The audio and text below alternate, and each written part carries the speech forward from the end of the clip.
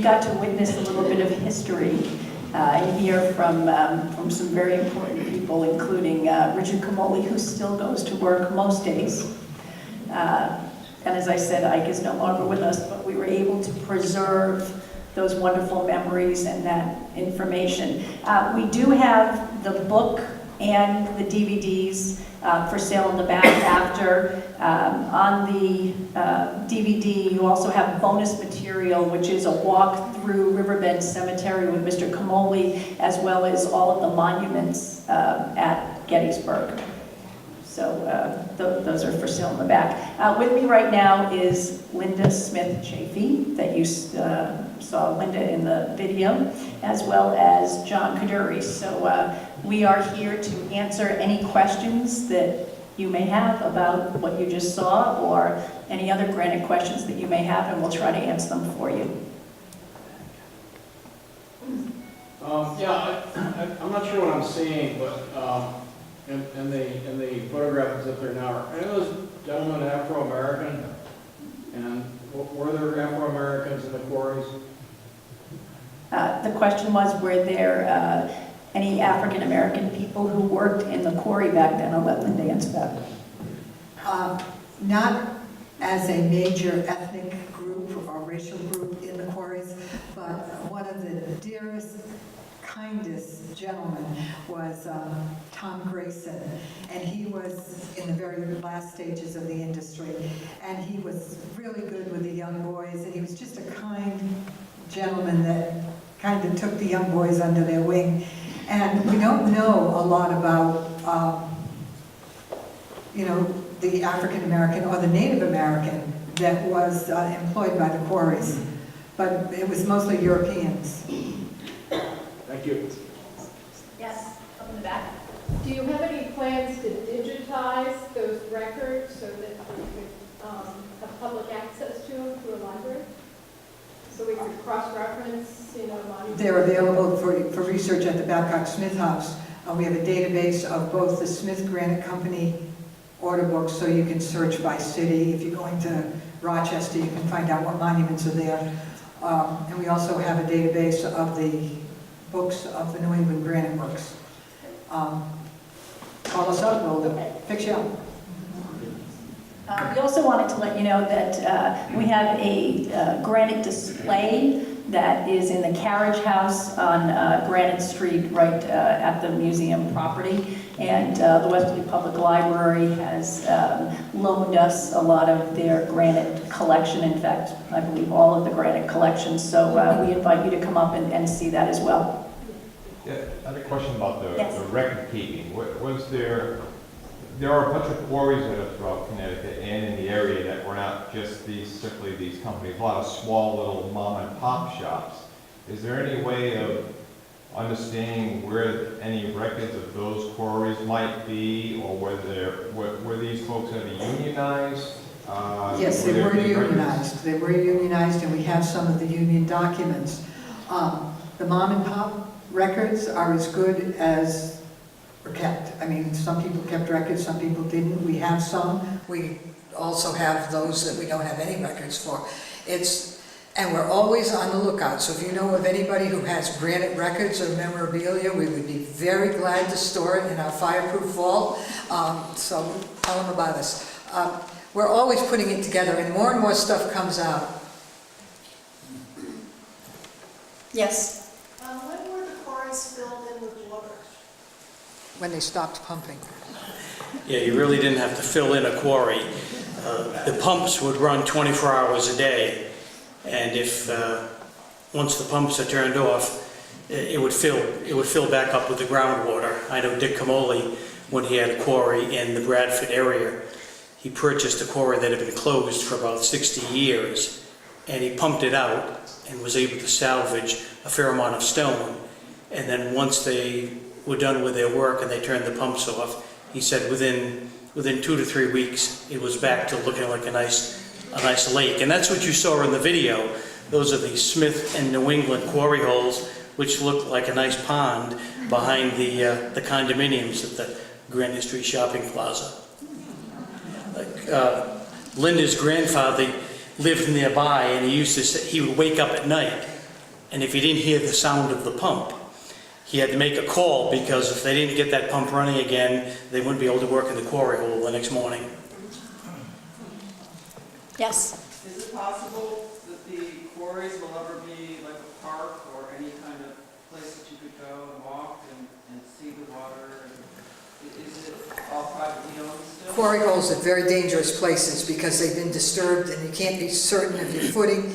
My recommendation is that you look at them from a great distance. Linda. You may have noticed in some of the pictures of the quarries, OSHA would have a field day. You know, there are no fences, rickety wooden ladders, no eye protection for a lot of the workers. And so to have a working quarry, now the closest, if you go to Barre, Vermont, to the Rock of Ages quarry, there the granite is very close to the surface. And they do have a tour, and you stand behind the fence, but you can see how massive it is, and it's a lot safer than the deep hole quarries. And in Barre, they estimate they have enough granite easily, readily available for another 1,000 years. But not as good as ours. But not as good quality as Westerly. Yes.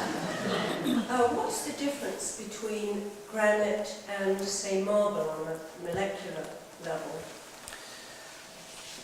Granite is composed of feldspar, mica, and quartz. and quartz. It's much harder. Marble is very soft material. And as was pointed out in the video, my grandfather didn't begin his operation till 1916, well after all the Civil War monuments, a lot of them had been created. And Linda was doing some research. Cedar Grove, was it in Cleveland or Cincinnati? No, it's, don't tell me, Cincinnati. One of the founding families, the Spring Grove. The Lytle family was a founding family in Cincinnati, and he was killed in a battle, and they erected a monument in 1860, sometime right after 1865, because of his death. Well, in 1916, they wanted that monument replicated in Westerly granite, and my grandfather's company did it. And it always struck me as kind of funny that my grandfather wasn't even born when the original monument was carved in marble, but now the monument looks, and here we are 100 years later, and the recent pictures that Linda and her husband took at the monument looks fantastic. You'll also know that in Gettysburg, a lot of the marble monuments are now being fixed, but they're being fixed with granite, because they're finding that the marble just cannot withstand the elements. And as climate change, it impacts us in so many different ways, it's also impacting the marble. You can see this in the local cemeteries. If you go to a cemetery that has old marble tablets, you'll see that in many instances it's difficult to even read the names and the dates, whereas an adjacent granite monument would have held up much better. The monument at the Gettysburg Cemetery, the national monument, they have a big thing. The base and the structure of the monument was made out of granite, but the statues were made out of marble, and the statues are being dissolved by acid rain, and that's what's doing it. In the back, sir? Yes, I have a question with regard to the early Irish workers. And was there ever a connection made to the slate quarries from Flench Island to the Westerly quarries? Those workers actually working in Ireland and then coming to Westerly to work the quarries? All we have is maybe specific families that have their own personal history that they've shared with us. We have no... Because there was a slate quarry in Flench Island that is, I do believe that a number of families came in the 1860. Boy, if you could share some of that with us in writing or somehow, whatever you've got, we would love to have it, because we're always looking to fill in the holes in what we have. Okay, thank you. Many of the workers from Europe, for a variety of reasons, came to this country specifically. A lot of the Scotch families came to Vinyl Haven, Maine, which was another granite center. And one of my great-grandfathers lived in Vinyl Haven, Maine. He was a paving stone cutter, but then eventually he came to Westerly. So, and even the Zebrini brothers worked up in Albany. They would, even within the community of Westerly, whoever had the work, if it demanded some expert carvers, they would kind of go on loan, to finish that monument. Yes. When did the Westerly quarry industry come to an end? Well, the quarries for Smith, I believe, were 1955? 55. The property of the Smith Granite Company was sold off or closed. Sullivan closed their quarry in 1955, and they were a major supplier for my grandfather, and so my grandfather closed down in 1958 and brought the business to the Bonner Monument Company, which existed until 1996 on the Ashaway Road in Westerly. So it just became too expensive and too difficult to get some of the granite out of the ground in Westerly. There's still a lot of good granite, and we're going to be doing a program on the Bonner Monument Company, and they've been in existence since 1938, and then they closed in 1996, and they opened up, they drained some of the old quarries in Bradford, and were able to harvest some significant stone for about 25 years, but you get to a point where it's too deep, and the cranes that were necessary were too massive, and the demand for the large pieces of stone was no longer there. You saw the picture of the 65-ton piece of granite on the rail car. I mean, one of the largest pieces of granite ever shipped out of Westerly. No one's interested in a 65-ton piece of granite today. Yes. Some quarries have a horrible fate, like the one in Niantic is right next to the town dump. And it's almost like the Westerly granite, the Niantic granite. And I'm sure a lot of the leachate goes right into the quarry. Now, there is an abandoned quarry in Portland, Connecticut, that's filled up and it is now a water theme park. So it's called Brownstone. So maybe that's a possibility for Westerly. They have to do a lot of cleaning up because the quarry holes are filled with a lot of junk right now. For years, if you want to get rid of something, throw it in the quarry hole. Right. And we don't know exactly where the ledges are. They're very dangerous places. Many people have broken their neck swimming in quarry holes. They're dangerous places. Stay away from them. Do I sound like a mother? What you have to realize is, as was pointed out by Dick Camoli in the DVD, years ago the technology wasn't there. So if you needed a piece of granite the size of this table for a finished product, you probably started with a piece of granite twice this size, because they didn't have the wire saws and the carbide tip blades to cut it that close. And so when you open up a quarry that's been closed for all those years, the first thing you'll notice is huge amounts of waste stone that have been chipped away and broken to make it as small as possible to alleviate pressure on the crane taking it out. So a very unsafe situation. And there was a young boy who lived 4 or 5 houses down the street from where I grew up who broke his neck and died, swimming in a quarry in Westerly sometime in the mid-1950s. Not a fun place to recreate. Yes. The Washington Trust Company Bank in downtown Westerly was built in the 1920s. Is that a lot of that granite work? Is that Only the entrance. The foundation is granite, but it's limestone. Most of it is limestone. The Westerly Post Office, the foundation is granite. Think about it. The United States government is going to build a brand new post office in 1910 in a granite center, and they decided to construct it of marble. The best that we could get was a granite foundation on the old Westerly Post Office downtown. Yes. Which building in Westerly has the most granite in it? Town Hall and the church? Town Hall and Christ Church, probably. Of the buildings downtown, the Christ Church is Gothic, neo-Gothic church, and it uses 2 different kinds of granite, red Westerly and blue Westerly, so you get the two-tone look. The town hall is made of entirely red Westerly granite, but some of it's rock face and some of it's hammered, so you get a two-tone look.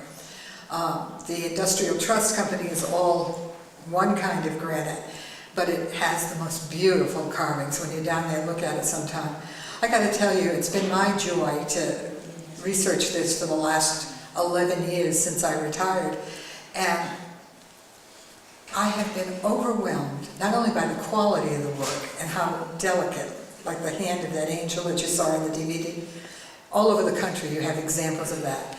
But 42 states of the United States have granite from Westerly in monuments that we know of. There may be more, but these are ones that we can say, we did that. We began the history of this country with the Pilgrim Monument in Plymouth, and you can follow the history of the whole country. You can follow it. It's just incredible, just overwhelming. How is your DVD different from the documentary? Well- It is the documentary. Oh, it is a documentary. It's what you just saw, and then the bonus material that's Gettysburg and the Riverbend Cemetery that's also on it. A lot of people have asked about those shots of the coming into the quarry, and they're done by Chris Walsh Productions, and they're drone shots. And the scenes at Sullivan Granite is, the scenes at Sullivan Granite, which is another one of the bonus materials in the DVD, is a 1920-ish film done by the Bureau of Mines on rock drilling. And it is that's why we could have this motion picture of the old quarries. Dwight Brown had this film, big wide film, and we looked at it and it was so dark you could hardly see it, and Betty Jo and her magic fairies reconditioned it so that you could see how things worked in the quarry, and that's the only motion picture we have of the granite industry, so we're very thrilled to have that. Yes? Can I ask you to repeat the name of the digital database? It's something Babcock, or where it's located, did you say? Oh, we're from the Babcock Smith House Museum. It's on 124 Granite Street in Westerly. The museum house dates from 1734, and in back of the house we have a contemporary building that we're developing a granite exhibit, and we have a 3D look of the shed and of the quarry, so we're working on that. Come see it. Didn't you say that there was a place you could look up and see the different monuments in every state? No?